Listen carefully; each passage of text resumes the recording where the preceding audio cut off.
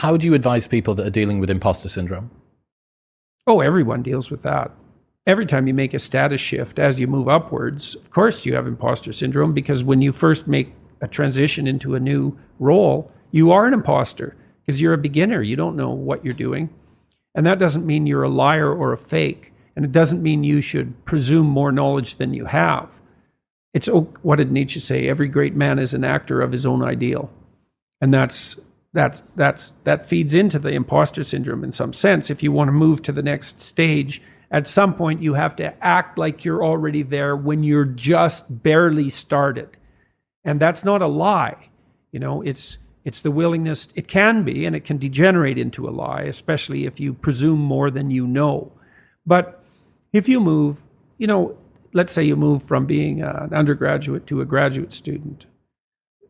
Well, all the other graduate students and the professors know that you're just a beginning graduate student. They're not going to expect as much from you as they would from a more seasoned graduate student. So you have some leeway that's genuine, but you are, the low-rung occupier of that role. And of course you're going to feel like you're an imposter if you have any sense, because you're just barely there. You just made the transition. That's okay. That's not a problem. First of all, you have to understand that everyone with any sense who isn't narcissistic feels that.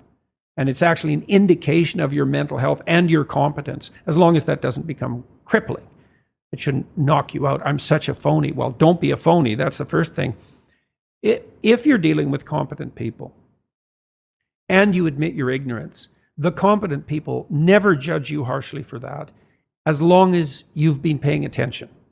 So in my classes, for example, people were often afraid to ask questions. And so sometimes I would point to people and ask them if they had a question, especially the quieter types.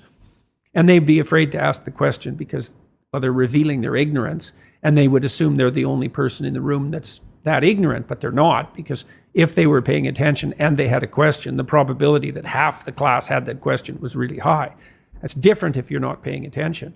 And so you can be ignorant, you can be an ignorant newbie, and you can even ask the questions that are necessary to ask in that position and sort of reveal your inadequacy. And as long as you're dealing with competent people and you've been paying attention, they're just going to answer your questions. And then you only have to be ignorant once. That's the thing about asking a stupid question. You only have to ask it once. Then you're no longer stupid. To well-balanced people, that intellectual humbleness is endearing. Right. Really endearing.